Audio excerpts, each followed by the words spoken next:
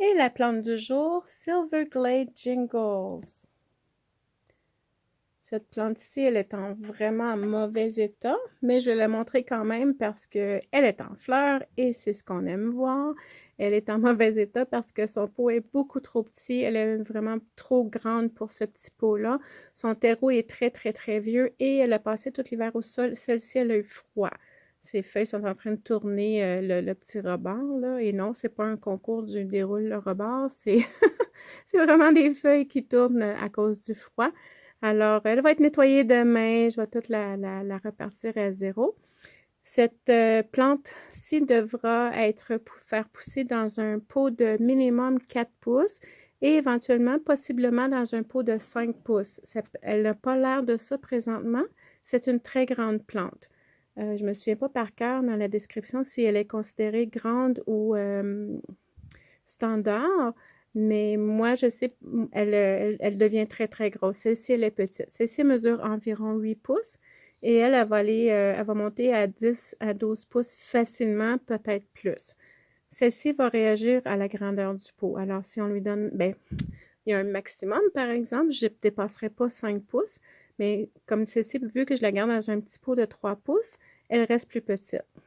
Quand je vais la mettre dans un pot de 4 pouces, tout va être plus gros. Les fleurs vont être plus grosses, les tiges vont être plus grosses, elle va vraiment pousser plus grande. Alors, je vais vous montrer ce qu'on aime voir.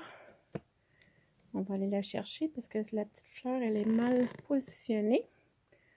Alors, attachez vos semelles parce que celle-là, elle est belle.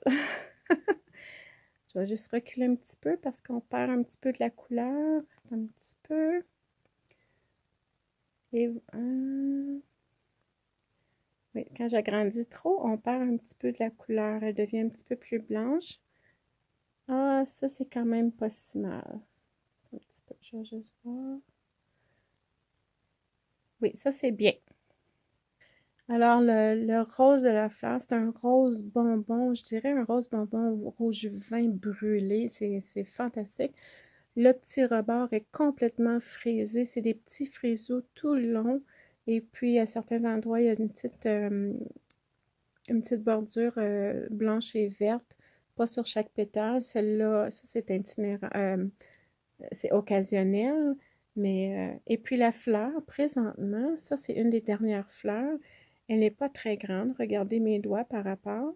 Mais tantôt, j'ai enlevé environ une dizaine de fleurs séchées, mortes séchées, sur le plan avant de vous la montrer. Alors, c'est ce qui reste. Il reste le bourgeon et puis cette fleur-ci.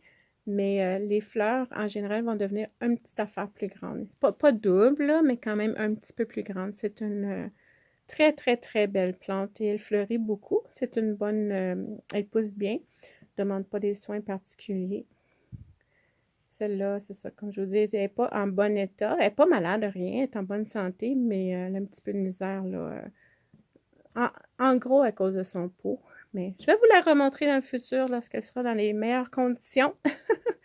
Mais pour l'instant, on y va comme ça. Alors, ce fut Silver Glade Jingles. J'espère que vous avez aimé et passé une bonne journée.